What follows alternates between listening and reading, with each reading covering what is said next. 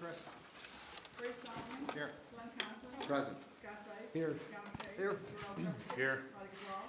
Tina Oberlin. Present. Mark Sepiti. Here. Nate Albert. Joe Kubal. Sure. Okay, I did receive a text from Alderman Albert this afternoon. He's a little under the weather, so he is excused for tonight's meeting.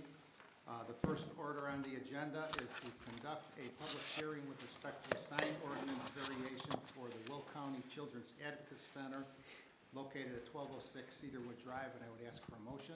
So moved. Second.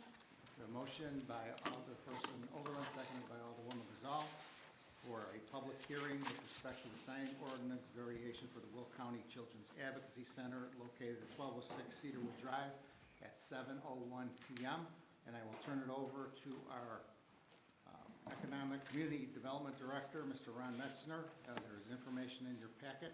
Ron, it's all Three yours. roll call, please. Sure. Scott Dyke. Yes.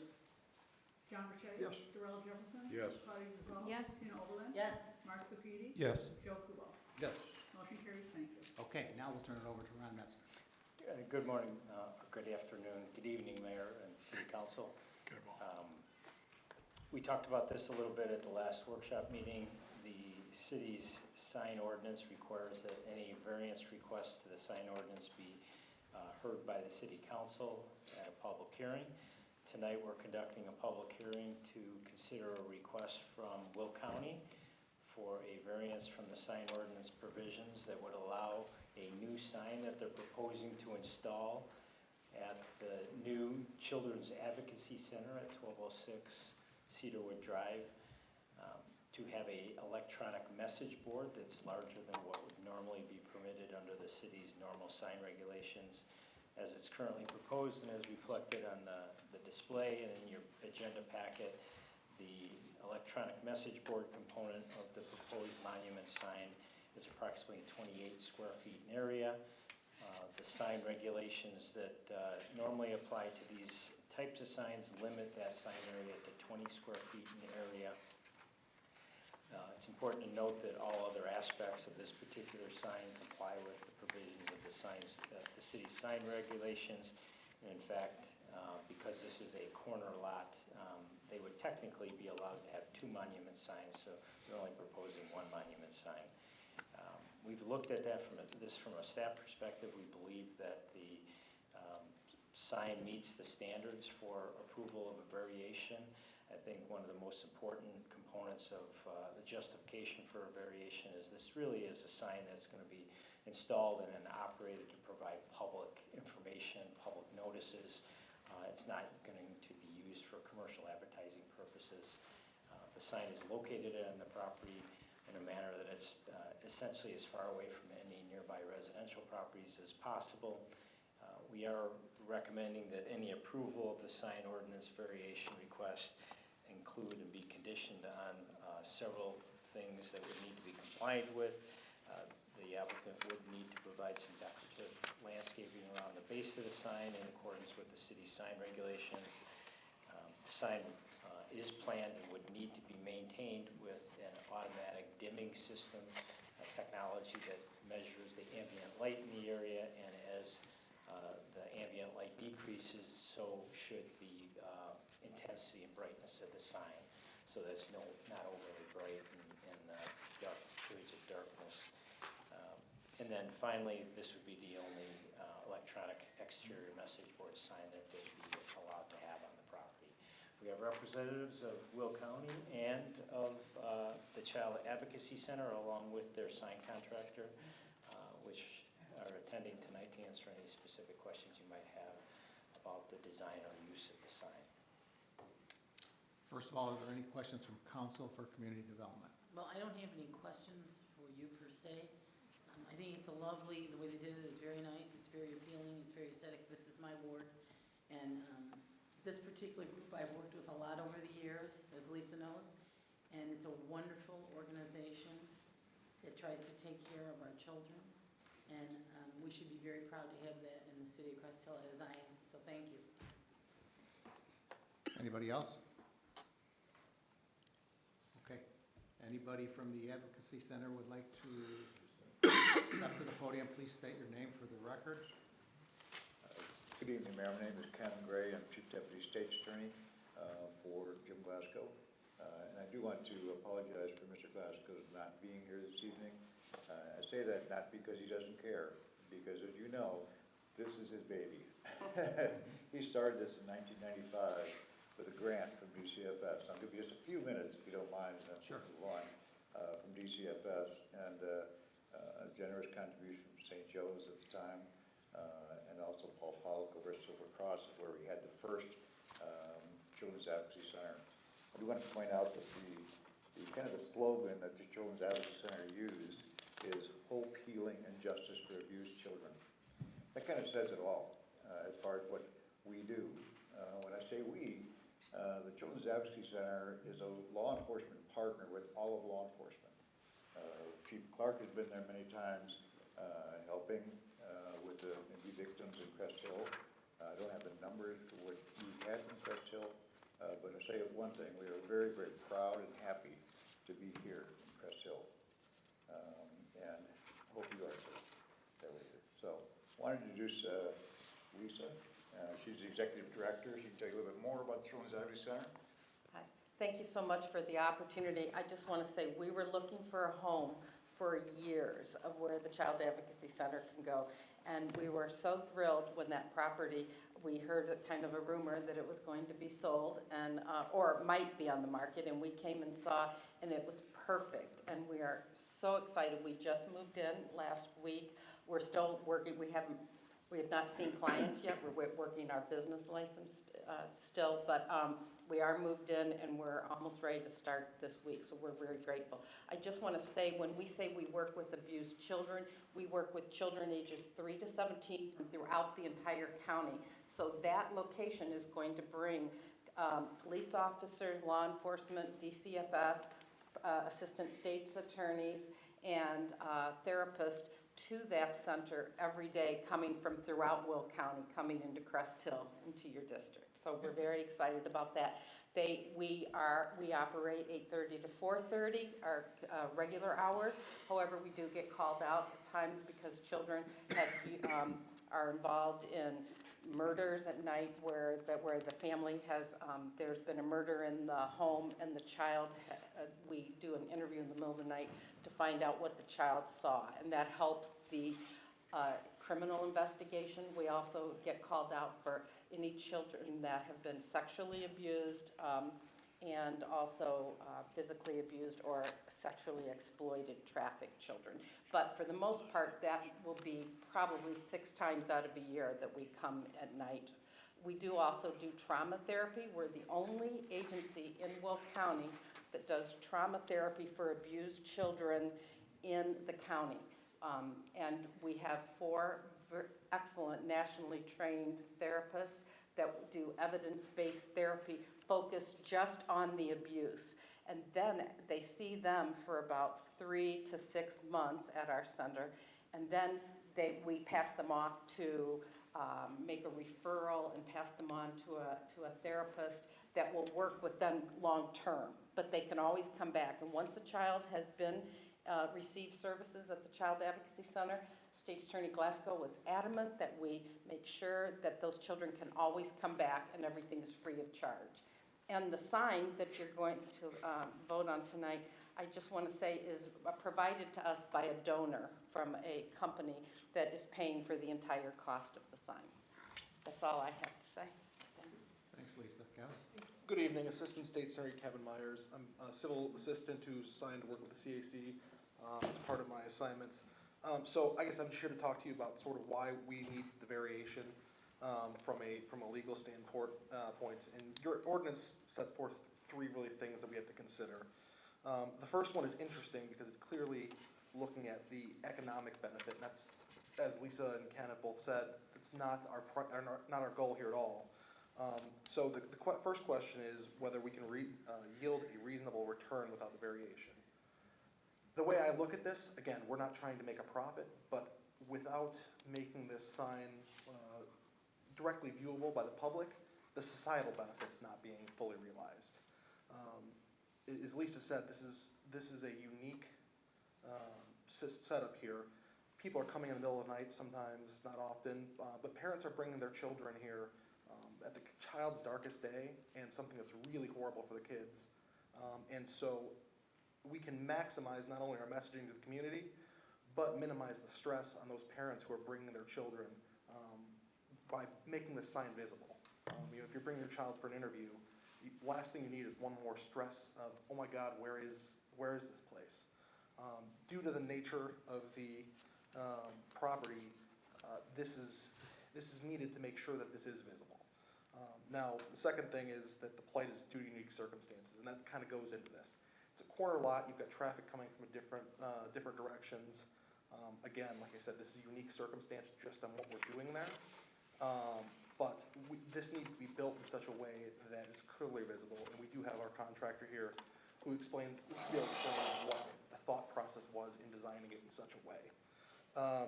We haven't done anything to create this hardship, which is also something the ordinance considers, but we want to maximize what we can get from return on this. And this won't alter the essential character of the neighborhood either. We've got dimming technology. I do believe that the light output is fairly minor compared to some other lighting things, and it does have dynamic adjustments. So the impact on the community, given that there is commercial properties in the area with some multifamily, it's not going to alter the character. And I think all those factors really support our need for the variance. The only other thing is I can't understate the importance of how this will be a partnership with the community.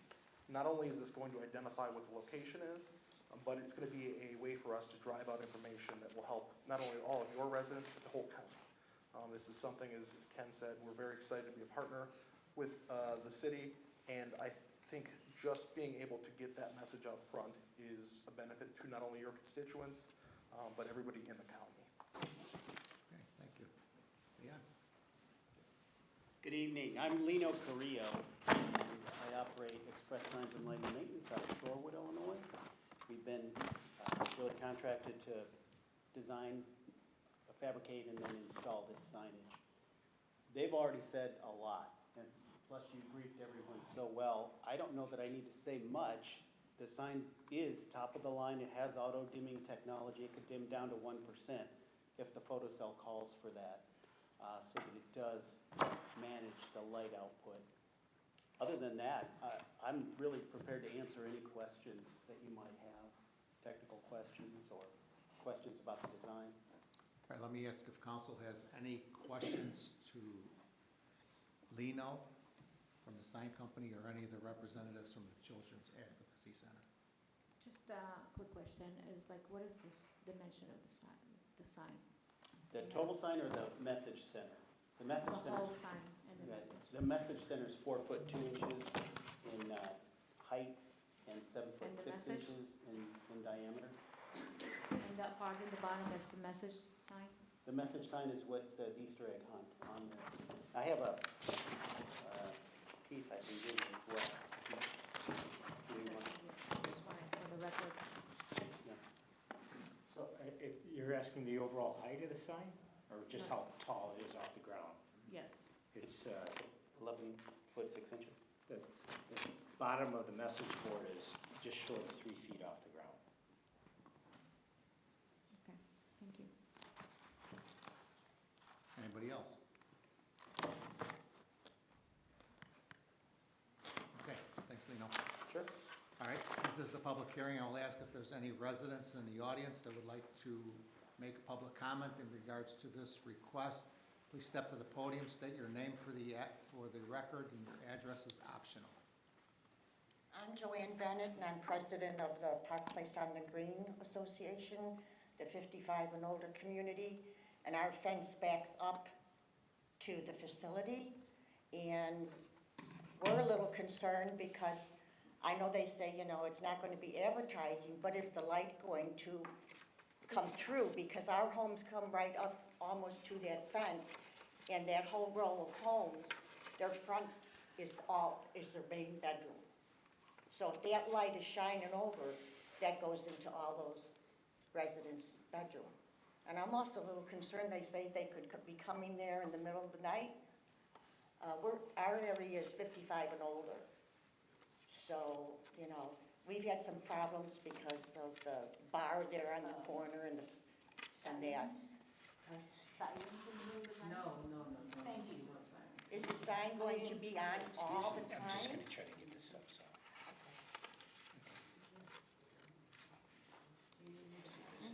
This is the site. And then these are the people that we're concerned about. Yeah, I'm trying to see how it's- because our fence backs up right to their back and the side. Your name, ma'am? My name is Gail Crompton. I'm the treasurer of Park Place on the Green. And I want to say that the Children's Advocate has done wonders for Will County's children. Thank you very much. And yes, I am concerned about the large size of the sign, 7 foot by 4, and then there's another one on the bottom. No, that's the whole thing, I think. And it's, I saw 2 of them. Is that right? There's one on the top and one on the bottom? Are they both lit? And I heard the word dim. When does it dim? As the light goes down. All right, if you'd like, Lino, to the podium, please, to answer, so the mic can pick you up. So the Sure, question yes. was about the brightness, and is it gonna be on all night? It has, here's the sign, by the way, the Oh, two yeah, pieces top of and the bottom. sign Right. plus, Uh-huh. plus the base. Right, so this is lit, This is the electronic message center, this is lit as well.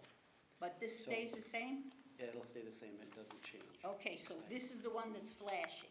Well, it won't necessarily flash, it'll have images that might change. Images that change. Images that change. does it face just Cedarwood? Not where, you know, because Cedarwood hits infantry. And if it faces Cedarwood, it wouldn't be as bright for those homes on that strip. But if it's going to be on an angle, it could affect So their homes. here's an image right now of the way it might sit, actually, it'll be a little closer to the tree this way. And Colony West is right there too, that would be right in their bedrooms. Yeah. All of that whole, right by them. So to explain the dimming technology, Dimming. there's a light sensor in the unit itself, and it will dim it always down to even 1% if it's totally black, totally dark. If it's dark. When it's Yeah. dark, it dims. Exactly. Nice, very good. Good, nice. It's- Yeah, we were just concerned with the location, that it wouldn't affect all those homes, because there's 1, 2, 3, 4, 5, 6 homes, and all those bedrooms are in the light. It's okay. What was your name again? Lino. Okay, good to Lino meet you. Carrillo. Nice to meet you. Good to meet you. Did I answer your question? Yes. Okay. Hi, I'm Joanne, nice to meet you. I just want to say, it's definitely our intention to be good neighbors to all of you, and I also meant to say that we are planning an open house where everybody can come and tour April 8th, and we would definitely like someone from the city council to be on the podium with us with Will County, April 8th. So we'll What time have is your open house? 1 o'clock, so I will let you know. What time, But, Lisa? but we'll come invite you, so. Thank you very Thank much. you. That's good to hear. Thank you for Thank you hearing very us. much for listening Thank to you us. for hearing. Anybody else? Name for the record, please. Address is optional. Yes. Yes, my name is Pam Price-Bilo. I am a resident of Park Place on the Green.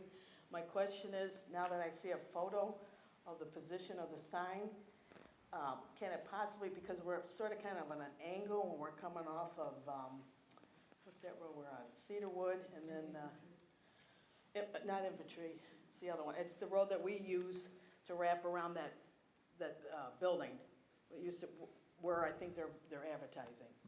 I see that could possibly obstruct those that are, looks like it's obstructing this up when we turn. Is it some kind of At the intersection? blind spots over there? I think Will the we be able setback to is see? big enough that it's not gonna be obtrusive, Okay. because I drive that all the time, I live in that area. Yes, me too. I drive this constantly, and the setback they have on that, when you're turning left, first of all, the lanes over here, or the lanes are this way, so Right. I don't think it's gonna cause any problems Okay. there. And So it's a T intersection, so it's not 4 ways. Right, exactly. Yeah. So you understand what I'm saying? No, I then? understand what you're saying, but Okay. I don't see it as a problem. I went and looked out there myself. Okay. And it, just the way they have it set back, and like I said, there's left turns there, but the other people are either turning right or turning left off of Cedarwood that Right. goes up to Infantry. Ingalls. Well, it's Infantry one way and it's Yeah, Cedarwood to Ingalls the other way. right. And We I turn there to I get to don't think Ingalls. it's gonna be a problem. Okay, all right, I personally don't. all right, thank Chief, you. what do you think, since you're, I just, asking me, right? yes, Okay. from police perspective? Police perspective, I don't see it being an issue. Just looking where the sign's at. It's offset enough, I think that it's not gonna cause an issue. Just at my view of that. And as far as after hours, you're not gonna have an issue with that. They'll be good neighbors. They're excellent people. They'll be wonderful, so I think it'll be a plus. And with the dimming technology, I mean, they can always adjust things as well, so. Anybody else like to make a comment? Anybody else from council? No, I think this is an amazing thing and a good addition to Crest. I'll make some comments.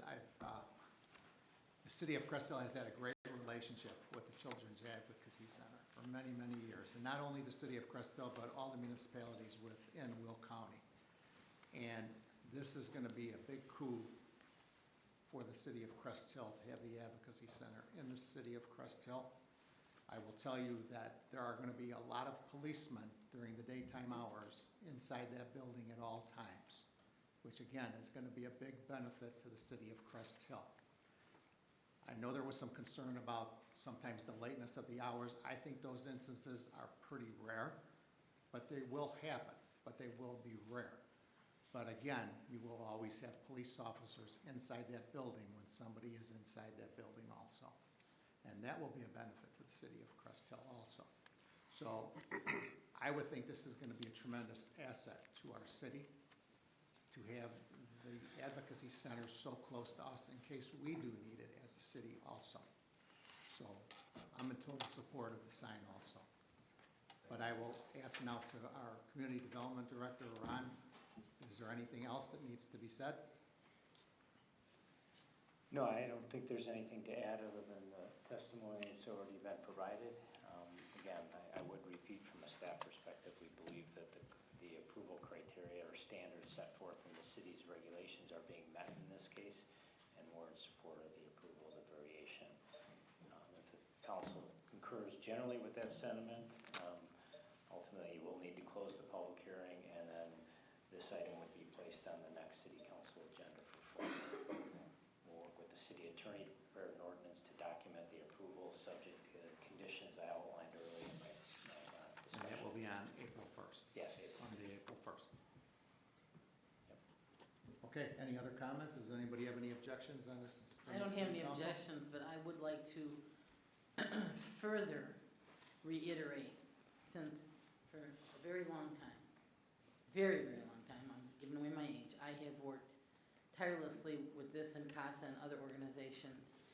And the work that they do for our children who are at their most vulnerable, it's just sad when you see these cases and what's happened to these children.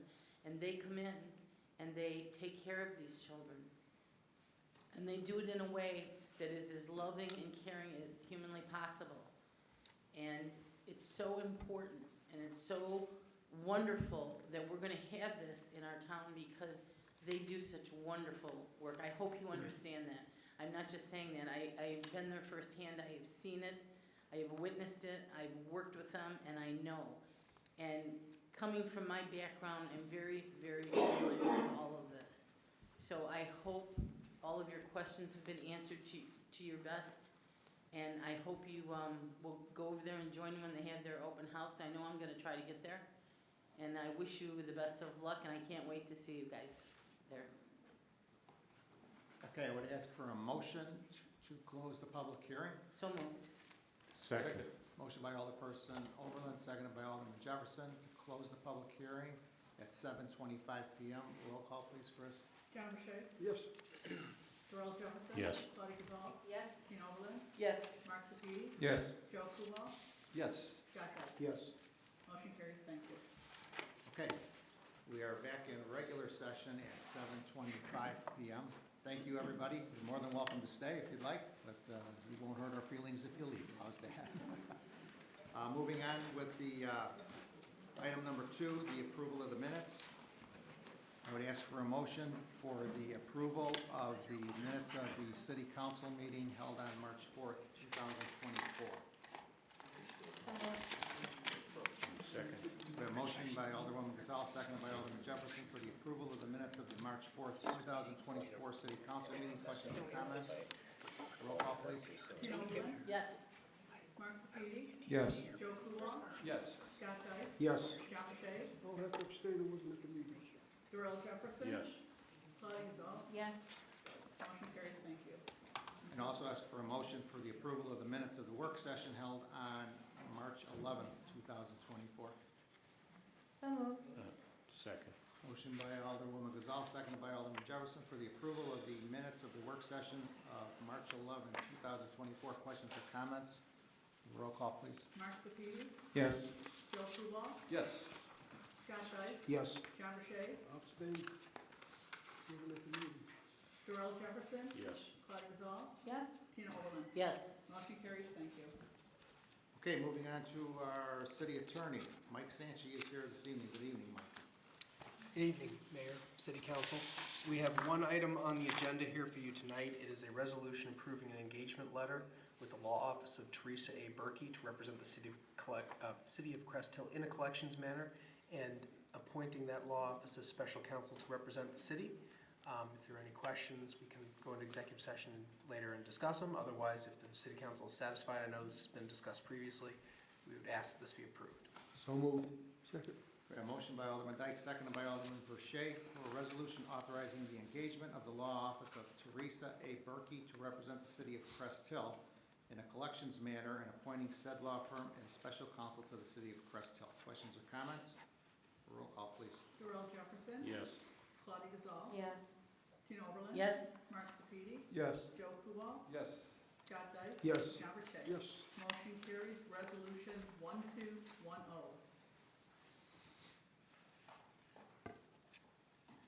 Anything else, Mike? No, sir. Thank you. Any questions of our city attorney? All right, thanks, Mike. Moving on to our interim city administrator, Tony Kraft. Good evening, Tony. No report. Any questions of city administrator? Yes, I have, Tony. Is there a reason why we haven't got any updates or any communication? It's been 2 weeks. I Like a report, like weekly report? did email out the spreadsheet that we had from our staff meeting, which has all the projects and tasks. And then there's notes and what's the next task, and we have deadlines of when we're presenting things. So that was emailed out about a week I did get that ago. and have a copy of it, but I'm talking about an actual report, like an example, what we used to get in the past, like, you know, how the week went, who you met with. An example, I've emailed you twice, the emails that you sent to the council, because I send you stuff asking about updates. And I'm talking about updates, not about status of existing projects. I'm talking about an updates, like in the past, city administrators, they used to send us an update weekly basis or bi-weekly, depending on what's going on. All right, Instead of me like sending you email constantly, what's happening with this, what's happening with that? Can we get a report? Can we get an answer for that? okay. I My will, understanding from the beginning, you stated that you were going to do that. yeah, and I thought the spreadsheet, I've used those in the past. They're very, very precise, and it gives updates, and it gives the deadlines, also where the tasks are for staff to be working on. If you want more of a detailed, besides the notes that, provide that information, I can add more detail if you want. I'm not talking about that. What I'm talking about is about situations that we deal with on a weekly basis. Like an example, the report of somebody resigned. That doesn't go on this list. Yeah. Correct. Yeah. That's not that spreadsheet. I'm asking about stuff that you so-and-so, you met with so-and-so, and this is what we're working on, or goals, or, that's what I'm talking about. Okay. I'll work on that. Thank you. Okay, thanks, Tony. Moving on to Public Works. Our Public Works Director, Mike Ulitz. Good evening, Mike. Good evening, Mayor. Thank you, Mayor. City Council, I'd like to ask for approval of pay request number 14 for Vissering Construction for the West Plant Expansion Project. The pay request is in the amount of $1,766,070.87. We will submit a pay request to the IEPA, and once the city receives the disbursement check from the IEPA, we will then send a check to the contractor. So moved as presented. Second. We have a motion by Alderperson Overland, seconded by Alderwoman Guzal, for the approval of pay request number 14 from Vissering Construction Incorporated with direction to send it to IEPA for approval and disbursement for a total amount of $1,766,070.87. This was discussed at our work session last Monday night. Questions or comments? Roll call. Joe Coolwell, Yes. Scott Dyke. Yes. John Rashay. Yes. Darrell Jefferson. Yes. Claudia Gazal. Yes. Tina Oberlin. Yes. And Mark Sepiti. Yes. Motion carries. Thank you. Anything else, Mike? Yes, if I may, I'd like to update the mayor and city council on kind of what the Public Works Department's been up to the last couple of weeks or months. As was noted, we haven't had a whole lot of snow, so snow removal has not been a high priority during these late winter, early spring months. Spring is tomorrow. But what we have been doing, we've been cleaning some catch basins, we've done some water main repairs, we've done some storm sewer repairs on Harbor Drive where we had some problems. We've been picking up garbage in locations as we've been going along, fixing potholes, and we've been locating all the B-box locations. As you know, we have the large meter replacement program ongoing, so we are physically going to each address, make sure the B-boxes work, and if they don't, we fix them. So we've been fixing B-boxes and locating them as well. And I'll entertain any questions. Any questions of Public Works? Yeah, Mike, I had a question for you. And this situation, I think, predates your time here, so just want to make sure that you're aware that during the winter and heavy snow, and as a result of the plows, there were a few mailboxes I know of in my ward that were damaged from the heavy snow. They worked with the city, they contacted me, and I contacted Public Works, and they received temporary mailboxes, just so that in the meantime, they could at least get their mail. But can you just give an update on when city crews will be out to replace the mailbox on a permanent basis? I can't There- right now. The policy for is, and that we can verify it, but the policy was passed a couple of years ago, that the owners will replace the mailbox and the city reimburses them a dollar amount. I don't remember what the dollar amount was. We can look that up and get you the exact Figure it was information. $50. Yeah, It wasn't a lot. yeah, it was like $100, I think. I don't remember the exact fee, What but did you say? I think $100 or something. Does that sound? I didn't think it was that much. Yeah, and I could be off. I have to look it up, but that's what the policy was that was passed. I'll work with Mike. We'll get a copy of that so he's familiar with it, and he can, I would assume, contact those residents and let them know what the policy is. Yeah, we'll make sure we look into that, yeah. Okay, and I could get you some addresses too if you need. Sure, yeah, feel free.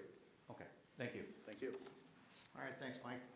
Moving on to our city engineer, Ron Wiedemann. Good evening, Ron. Thank you, Mayor. Just have two items tonight. The first one is doing action to approve a resolution approving an agreement for the Wilcox Street Storm Sewer Project by and between the city of Crest Hill, Will County, Illinois, and Christopher B. Burke Engineering in the amount of $41,490. So moved. We have a motion by Alderman Dyke, seconded by Alderman Verche, for approval of the execution of the resolution for an agreement for Wilcox Street Storm Sewer Project by and between the city of Crest Hill, Will County, Illinois, and Christopher B. Burke Limited. Questions or comments? Roll call. I got a question. Was this the project that we needed the landlord or the resident to sign off on, or?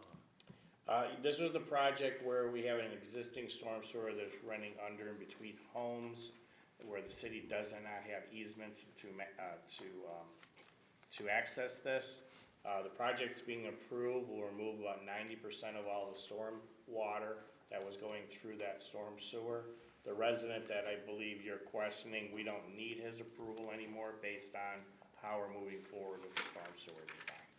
Okay, I just wanted to know where we were at with him. Thank you. Claudia Gazal, Yes.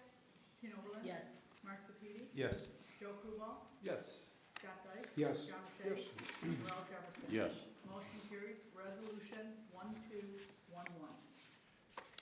The next item is to approve a resolution for the execution of a license agreement with Natural Gas Pipeline Company of America LLC for an easement in the northeast corner of Caton Farm Road and Weber Road. And this was discussed at the last So workshop. moved as presented. Second. We have a motion by Alderperson Oberlin, seconded by Alderwoman Gazal, for the approval of the execution of a license agreement with National Gas Pipeline Company of America LLC for an easement in the northeast corner of Caton Farm and Weber Road. And again, all these items have been discussed last week at the work session. Questions or comments? Roll call. Scott Dyke. Yes. John Rashay. Darrell Jefferson. Yes. Claudia Gazal. Yes. Tina Oberlin. Yes. Mark Sepiti. Yes. And Joe Kubal. Yes. Motion carries. Thank you. And that is all I have, unless there's any questions. Number on that, sir? There is no resolution on that one. There it is. There's a resolution in the packet. Okay, it'll be then resolution 1214.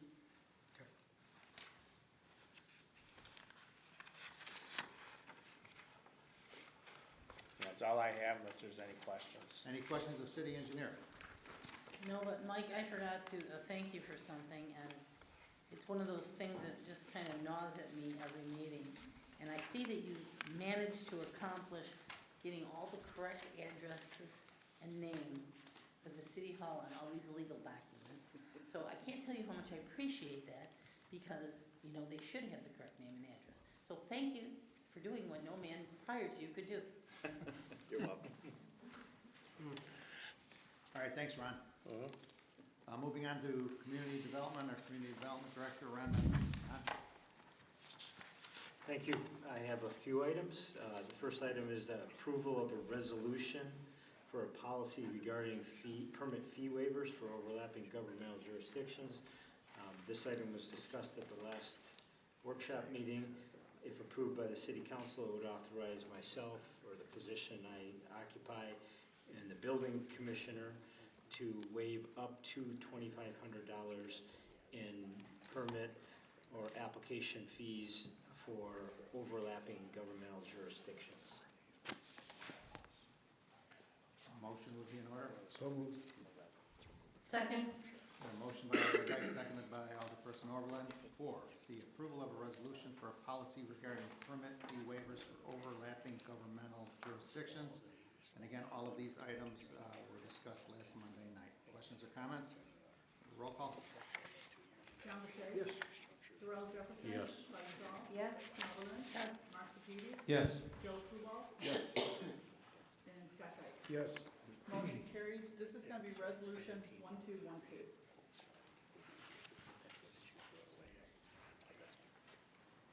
Okay, the second item on the agenda is that I have tonight is approval of a resolution adopting the 2024 zoning map for the city of Crest Hill, Will County, Illinois. This is an annual responsibility the city has. So you may recall about this time last year, every March, the city is required to adopt a new zoning map. The new zoning map is required to reflect the various zoning and special use approval that the city council has granted in the prior year. In 2023, there were 6 special use and rezoning approvals granted, and those are reflected in the 2024 zoning map as required by state statutes. Motion to approve. So moved as presented. Second. Motion by Alderperson Oberlin, seconded by Alderman Dyke, for the approval of a resolution adopting the 2024 zoning map for the city of Crest Hill, Will County, Illinois. Questions or comments? Roll call. Darrell Jefferson. Yes. Claudia Gazal. Yes. Tina Oberlin. Yes. Mark Sepiti. Yes. Joe Kubal. Yes. Scott Dyke. Yes. John Rashay. Yes. Motion carries. Resolution 1213.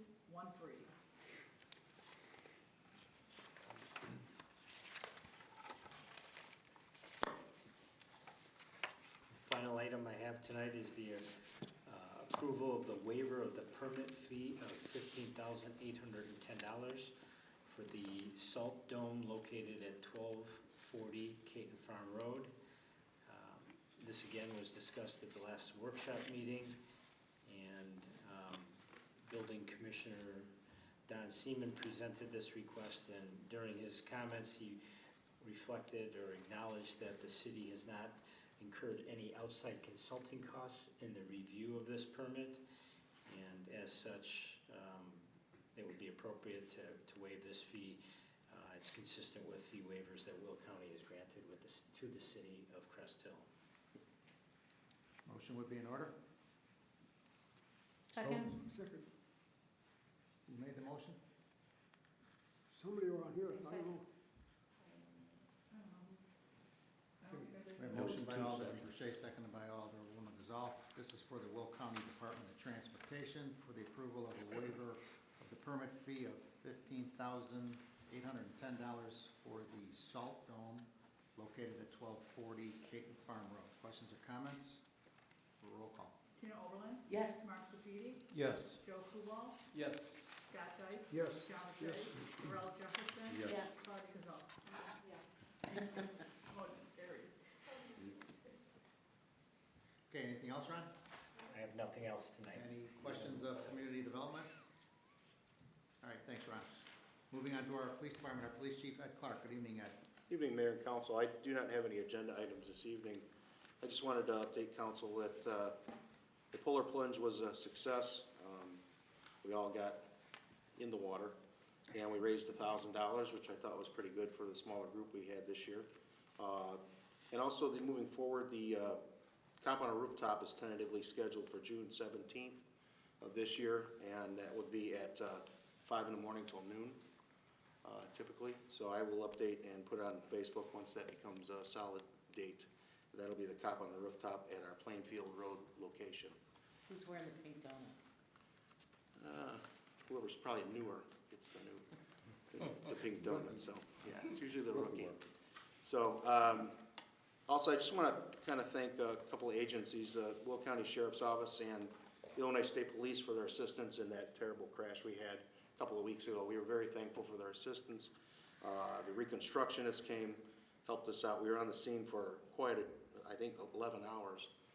So it took a lot to get it completed. But without their help, we wouldn't be where we're at now. They were very helpful. We're very encouraged. We now have the vehicle that was involved, that was processed for evidence. We'll be taking that to the lab to have that analyzed. There's a lot of digital forensics that also has to go into effect. But I'm very confident we're going to have a resolution in this matter, and hopefully I can update everybody on that further. So thank you to them, and thank you to the officers on the scene. It was a long evening. Other than that, I don't have anything further. Questions of the police chief? Okay, thanks, Ed. Thank you. Moving on to the mayor's report. The first is the approval of a Class A liquor license for J.C. Catcher's Tap located at 1723 North Center Street. We had a request from a Mr. Anthony Cavalinas, who is in the process of purchasing the building from Mr. John Cox, the current owner of J.C. Catcher's Tap, 1723 North Center Street. So he went through the process of ascertaining a liquor license from the city of Crest Hill. Everything was in order. He was here last Monday night to meet the city council and answer any questions that they have. I will tell you that the name of the establishment is going to remain the same. The LLC is going to remain the same, only under the name of Mr. Cavalinas going forward. He will have to get a permit from the health department and a permit from our building department and also a state liquor license. But everything else is in order. So this would be I would ask for a motion for a Class A liquor license for Mr. Anthony Cavalinas for J.C. Catcher's Tap at 1723 North Center Street. So moved. Second. A motion by Alderman Dyke, seconded by Alderman Boucher. And I will add that they will keep the kitchen serving all the great food that they have there. It's going to be a lot of the same employees. Everything is going to remain the same. Questions or comments in regards to the motion for the approval? Roll call, please. Claudia Gazal, Yes. Tina Oberlin. Yes. Mark Sepiti, Yes. Joe Kubal, Yes. Scott Dyke, Yes. John Rashay. Yes. And Darrell Jefferson. Yes. Motion carries, thank you. Okay, thank you. Also, I am asking for an approval of an ordinance amending section 5.08.280, restrictions and prohibition of chapter 508 alcoholic beverages of Title V business licenses and regulations of the City of Crest Hill Code of Ordinances. This is for an amendment to the Class Q BYOB permit for Mr. Don White of White Smoke and Ash, who requested the amendment to have additional language added for the, to allow the consumption of alcohol outside in the patio area, which is in the front of the building and is gated and restricted by an iron railing. I would ask for a motion for an approval. So moved. Second. We have a motion by Alderman Sapiti, seconded by Alderman Jefferson, for the approval of the amendment, adding the additional language to the Class Q BYOB permit under Section 5.08.280, restrictions and prohibitions of Chapter 508 of alcoholic beverages, Title V, the business licenses and regulations of the City of Crest Hill Code of Ordinances. Questions or comments? Roll call, please. Joe Kubal, Yes. Scott Dyke, Yes. John Rashay. Yes. Darrell Jefferson. Yes. Claudia Gazal, Yes. Tina Oberlin. Yes. And Mark Sepiti. Yes. Motion carries, ordinance 1975. Don White is here. Don, anything you'd like to say?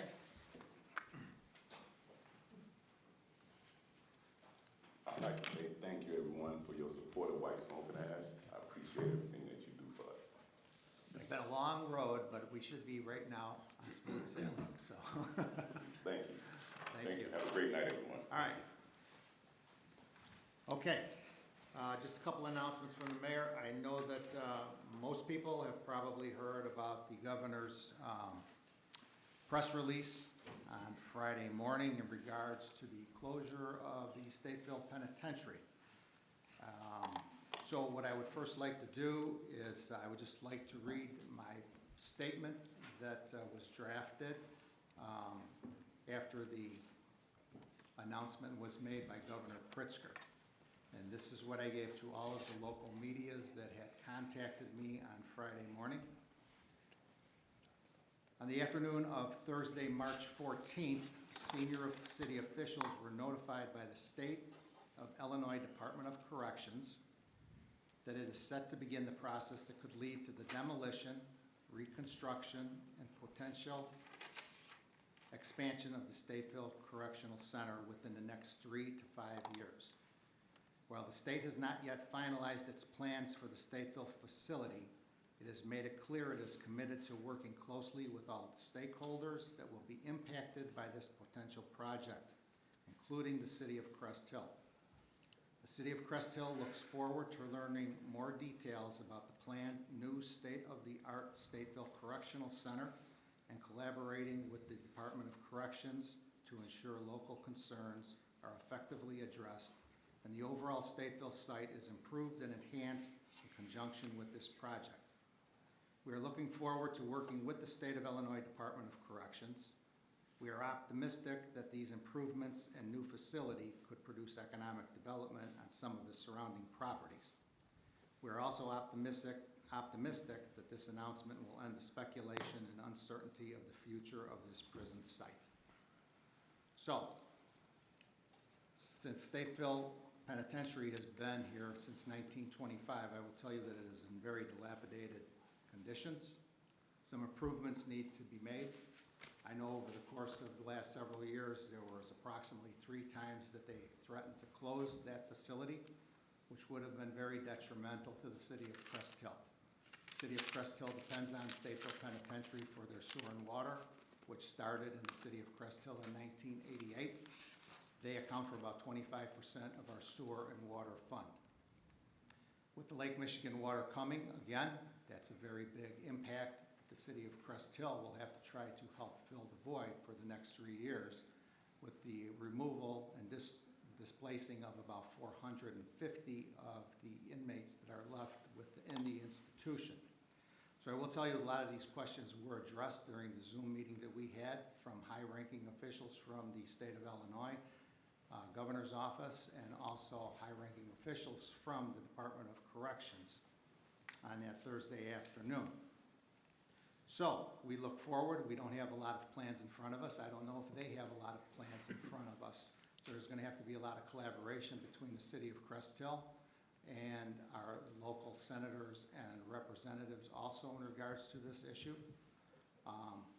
When I look at it from a whole, it's better than a phone call that would have said that we are closing Stateville Penitentiary. I guess I hope we get a commitment that within 3 to 5 years, the building will be demolished and it will be a new facility and maybe some new facilities added along with this. That would be a tremendous benefit to the city of Crest Hill, because then we wouldn't have to worry about a closure or anything else probably for a long, long time. So I think the end result for the city of Crest Hill will be beneficial sometime in between that 3 and 5 year mark, which will carry us for a long, long time. Again, comments were made to the officials from both DOC and the Governor's Office of Lake Michigan water coming here and the impact that the loss of the 400 inmates will have to the city of Crest Hill. The good news is that the RNC Center, which is the Receiving and Classification Center for Stateville, will remain intact. That has about 1,350 residents in that on a revolving door daily basis. And there are also about 162 inmates in the minimum security of Stateville. So we will still have about 1,500 residents that will stay within the walls of Stateville Penitentiary. So again, we're all going to have to collaborate in a very positive progression with the DOC and the Governor's Office. But I think that this will be a benefit to the city of Crest Hill long term. So again, that's about all the information that we have right now. Again, there's not a lot of information coming from the Governor's Office. Did speak with several of our representatives and senators already. So we'll just try to keep everybody informed, and I'm sure there's going to be a lot of meetings coming up in the future. Right now, they're in their 90-day hearing process, which they have to vet all the positives or negatives that they will be hearing from everybody else involved throughout the state. We will be having a meeting for the Veterans and Police Memorial Committee to talk about our Memorial Day plans for 2024. That will be on Tuesday, March 26th at 2 o'clock in this room in the community center right behind. So anybody who would like to volunteer some of their time is more than welcome to come and join us on that day. That is it for the mayor. I'll try to answer any questions if anybody has any. I have some comments and questions. So Friday, around noon, I learned about this through our county board, Sherry Williams. She contacted me and notified me, and then after that, I reached out to our lobbyist, which he found out the same day through the radio, which I was surprised to know after I saw your email that he was not part of that meeting that you had. You have two interim instead of our lobbyist.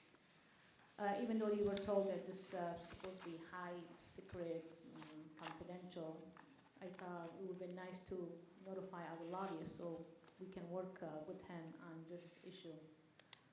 So I understand this is there's a benefit to this being demolished and rebuilt, but my major concern is, as you stated, it's going to take 3 to 5 years, is how this is going to impact our city. And it's going to impact it by really good, not only as the 25% of the revenue that it's that we get for the water. Are we having a plan here? I don't know, Ron, if you want to take some notes. We need to see the footprints, obviously. I know we can see the inside because of the high security and stuff.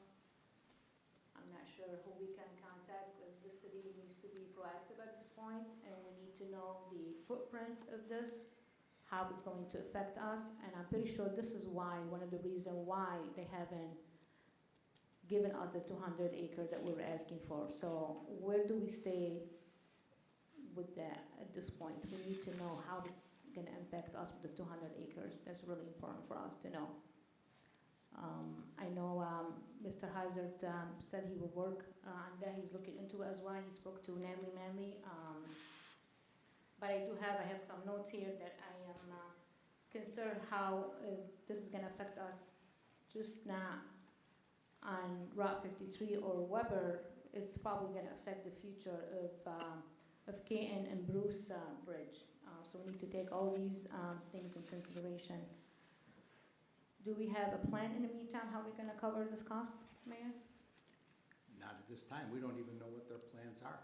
And to go back to your comments in regards to why the lobbyist was not on the call with us, is because the call came in from the governor's office at 4:25 on Thursday.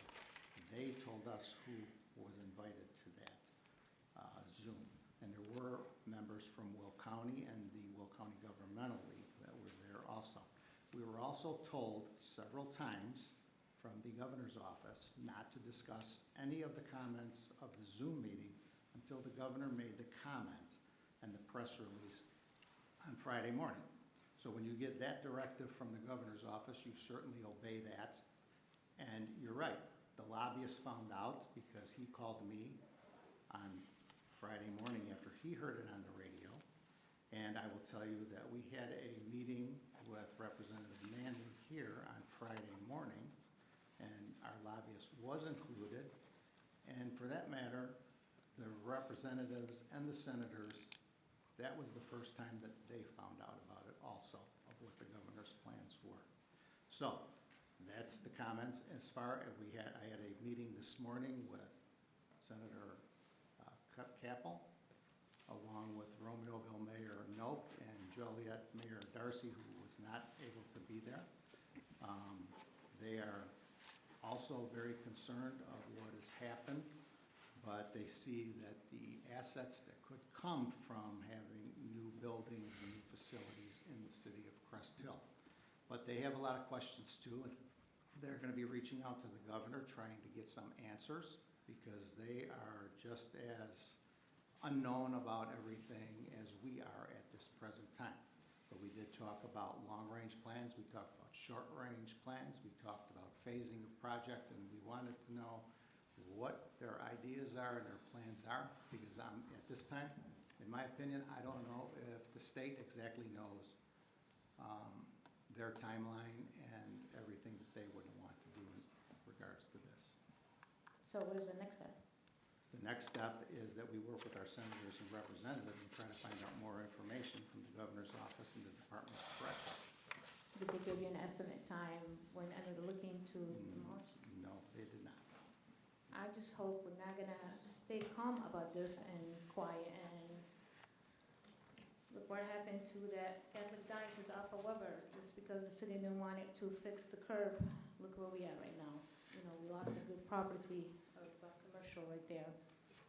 And I'm hoping that we're gonna be very proactive and aggressive. And since I find out also that IML is doing lobby day on April 17, maybe this will help for some of the council. Maybe we can put this on the work session and discuss it. Maybe they need to start seeing us there. Maybe we need to demand some answers, because this is gonna help, you know, affect our city as a whole. I believe everybody was invited to the lobby day. Anybody could sign up for it.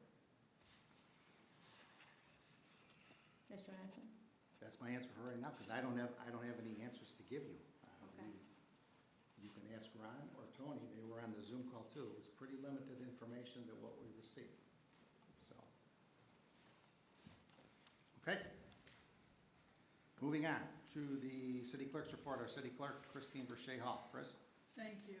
I just would like to thank my staff, Karen and Samantha, on the wonderful job they've done this year on the business license. Since the council approved the TIER program, we have 19 that came in and already paid. We have 18 still owing, 5 that have closed down, and 6 that will be going to the inspector to check to see if they are still in business. But it was fantastic with it. And that's all I have to report tonight. Did you have anybody come in that wanted a rebate that had paid the full price? Not yet, Okay, not yet. thank you. It'll be phase 2. Any questions of the clerk? All right, thanks, Chris. Moving on to our city treasurer's report, our treasurer, Glenn Conklin. Good evening, Glenn. Good evening. Excuse me, good evening, Mayor and Council. I'd like to report our regular and overtime payroll from February 26th, 2024 through March 10th of 2024. The total amount was $253,793.37. The only action item I have for this evening is I seek your approval on a list of bills issued through March 19th, 2024. The amount of that is $1,305,703.18. So moved as presented. Second. We have a motion by Alderperson Overman, second by Alderman Jefferson for the approval of the list of bills. Questions or comments? Roll call. Mark Sepiti, Yes. Joe Kubal, Yes. Scott Dyke. Yes. John Burchett. Yes. Darrell Jefferson. Yes. Claudia Gazal. Yes. And Tina Oberlin. Yes. Motion carries, thank you. Thank you all. A couple of, or one update at least anyway. Want everybody to know that our apologies from the Treasurer's Office of not being able to distribute the property tax rebate checks at our usual time. We're going to be delayed on that. Several issues have come up, delaying the processing of this year's tax rebate checks. Some of the more significant tasks that took up our staff time related to our meter change-out program, which we're ahead of in terms of getting those water meters replaced as well as being bought and paid for ahead of schedule. There's a lot of manual work going into the to changing out those meters, as well as a financial software change-out. It's been very difficult for both the change-out and and for the training as such, as well as working on the budget in the meanwhile. At this stage of the game, we've got I believe the list prepared for the mail house, which prepares the checks to go out. I think it's got one more final check we need to do, and that'll be in process. So as it develops and as we hear more, I'll share that information with all of you. And again, apologies for the delay. Questions of the treasurer? I have a couple of questions for you. Since the situation right now with Stateville, where we stand with that money, do you know? Sorry to just dump this on you right now. A couple things regarding Stateville is that's going to be a court matter. So that's being resolved, worked on, pursued, lobbied for, trying to bully some people to get that done. I think this new Stateville situation might give us a little bit of leverage with the DOC to maybe square this one out. And looking over the numbers that Ray said, losing that water sewer customer by the numbers Ray said that might be displaced during that process would be about a 5% knock to our sewer and water as far as the on the revenue side. And that relates to our cost, but it doesn't mean all that. Meaning, with that 5% reduction in usage, it wouldn't necessarily mean that that we would lose 5% we would lose 5% of the revenue, but we'll have some reduced costs. The one thing that those numbers bother me with is that is it is 25% of our annual water sewer consumption. The numbers don't add up as far as our amount of toilets, showers, and residents relative to that. So one thing we might, if those numbers are right, we might have to prepare for is that they've got some leakage that they're gonna likely control, or they're just overusing water. And I will say that there are also, and I know that Ron and Mike know this, from the preliminary agreement that we have with the Grand Prairie Water Commission, there was language specifically which the city of Crest Hill fought for the first 2 years, that if the Stateville Penitentiary closed or something like this with the reduction, that there was supposed to be, there's language in there for some monetary assistance from the other 5 communities. And actually, part of my discussions with Senator Capel this morning was that we are gonna need some monetary assistance from the state of Illinois also to offset some of our losses in regards to water.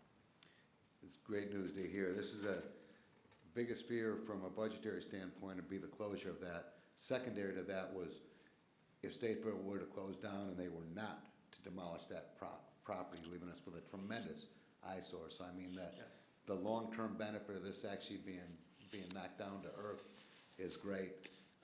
There's also, sounds like a possibility of expansion. So there might be some short-term setbacks, of which sounds like there's already been some accommodations made for that, which should be a long-term gain, with the exception of if there's not gonna be a land available that we're looking to acquire from the state or have gifted to us, but all that's good. We're gonna have very soon some discussions on the budget. As an update for where we stand now, we still have we're still beating up internally on the department heads, trying to get some manageable, sustainable budget numbers for our operating expenses. Currently, we're still looking at,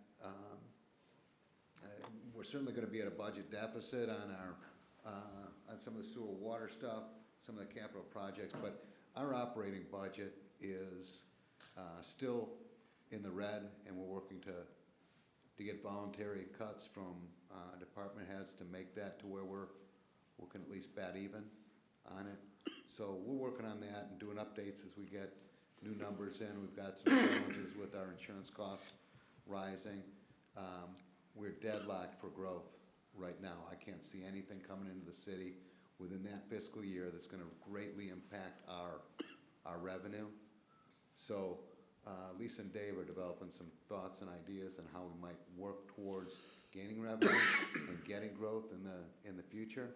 So they're gonna come with some plans to articulate that.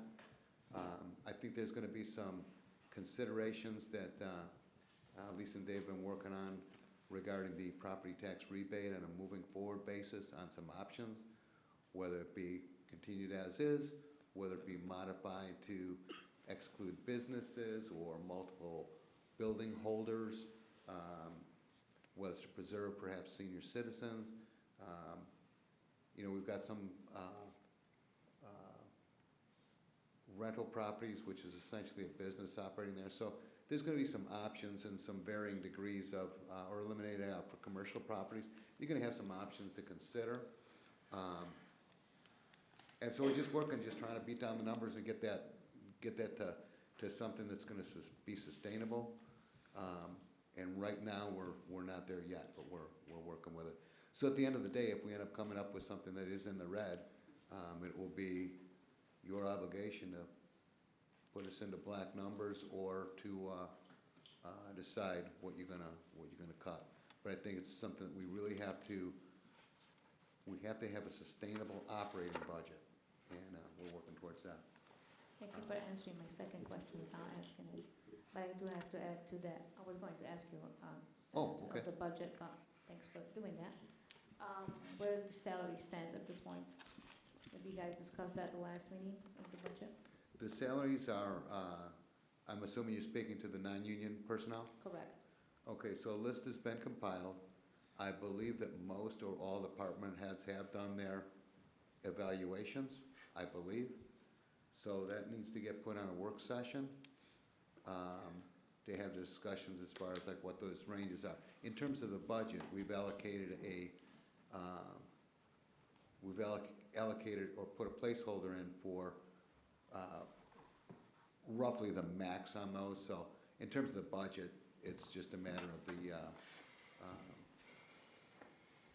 it should be as a discount unless everybody were to receive full, but from a budgetary standpoint, no big deal. It's a matter of when we get to the process of. So, I've been asking about this. It seems like it sounds like a broken record. Every meeting I ask about this. It does sound like I'm gonna say that for, yeah, it does, but it's okay because I have to defend and support our department heads and our staff, like our deputy clerk, and there's a lot of non-union that they not getting, I heard they were told 2%, that's not gonna happen.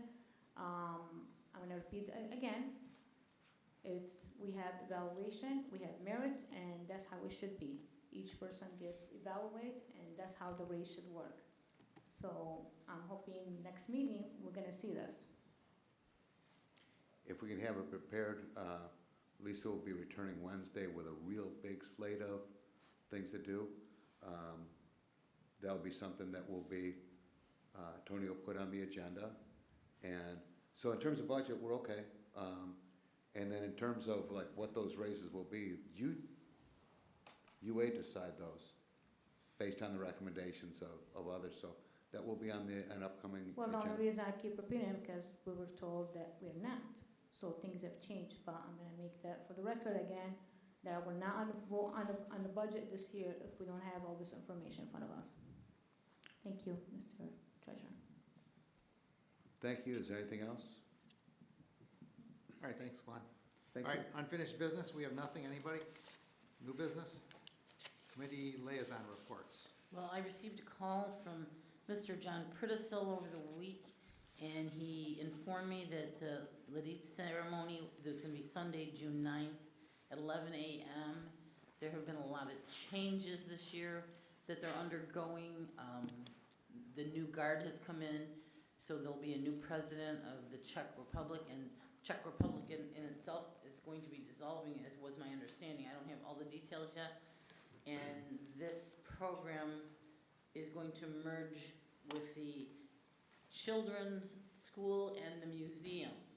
And they will be sponsoring it. Apparently, they have more financial abilities. So most of the people there I already know, and John said they talk about me all the time, so I'm not really alarmed about that. But it's going to be a transition this year. It's going to be a little different. And as I get more information, I'll let you know. But it's still going to be the same basic program, just going to be run a little differently. Okay, city council Mayor, comment? Before you go on, we also received something from the Heritage Corridor publications that we do every year. The pricing, they showed two different charts. I'm gonna contact them to see if we're eligible for the cheaper rate that they're showing here, something new for legacy for people who've advertised in the prior. So I'm gonna make sure, so I'd like to have that on our work session for next Monday. And then so we can vote on it April 1st, because the deadline for the advertising is April 5th. So if we could have that, and I'll get the more information from them. Thought she said that we were eligible for that in the email? Yes, it's, according to this, it says, it shows legacy price for those who advertised last year. So I just want to make sure that we can get that price. And like last year, I'd like to see us do both publications, because it only makes sense, because it's not much more money to do the second publication. So put this on the agenda for next Monday and get all the information so everybody knows everything, and then we'll put it on for a vote for April 1st meeting. Okay. All right, city council comments, positive city council comments, anything you'd like to share with your constituents? We'll begin with Ward 4 tonight. Joe Nothing Kulo. at this time, Mayor. Alderman Spitty, Nothing tonight. Alderperson Overland. Well, I believe this is our last meeting before the Easter Bunny comes, is it not? So I want to wish everybody out there a happy Easter, and I hope you enjoy it with your family and your loved ones. And remember, like I always say, if you do something for someone else, pay it forward. It's a good day to remember that, Easter. Thank you. Alderwoman Gazal. I forgot, on the report, I wanna thank you for being with me today and discuss, the division strip mall. I hope the meeting will go well tomorrow. I appreciate everything that you're doing with that, so thank you again. And, I wanna wish, all the residents and all the staff and city council and mayor, happy Easter. May the grace of Jesus be with you and your family today and forever. Alderman Jefferson. Nothing at this time. Alderman Verche. Nothing at this time. Alderman Dyke. Yes, just want to wish all the employees, families, residents of Crest Hill a joyous and blessed Easter. Hopefully everyone has time to reflect on the Easter season and what it means. Thank you. All right, public comment. Anyone like to address city council, please step to the podium, state your name for the record. Address is optional. Linda Dyke, Kelly Avenue. I just want to thank Chief Clark, the building department, Mike Stiff, all the other police agencies. We got our second drug house cleaned up now. It's boarded up and the dumpster's full. And just a word to landlords. There's 2 more houses we're watching, and we're not gonna stop till we're done. I've got phone calls from people. Don't be afraid to call my husband, city email, sdyke@cityofcresthill.com, call the police department, take license plate numbers, and don't be afraid. It's too cleaned up, and it's a good feeling not to have all this riffraff walking, but there is another house on Wilcox, and we're watching you. We want the landlords to know. We know who you are, and we're watching you. So, thanks again, Chief. I appreciate it. Chief, can you create a committee just for Linda? Did I do what? Create a committee just for Linda. She's a She's committee all doing a good herself. job, yes. I think she should get a She should be on the badge. payroll.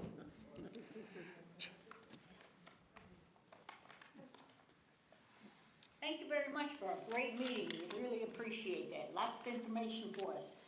It's wonderful to live in Crest Hill, and Yep. thank you very much for a great city. And thanks for listening to us. Thank you. Thank you. Nice Happy seeing you again. Easter. Happy Easter. Okay, is there a need for an executive session? Yes, there is. C1? Was it both 1 and 11? I can't remember. Yeah. Well, we don't need to go in under 11 because the Berkey engagement letter was I just approved. wanted to get in there and find out. So if who you needed wanted to help. go in, Motion would be in order So for an moved. executive session for 2C1.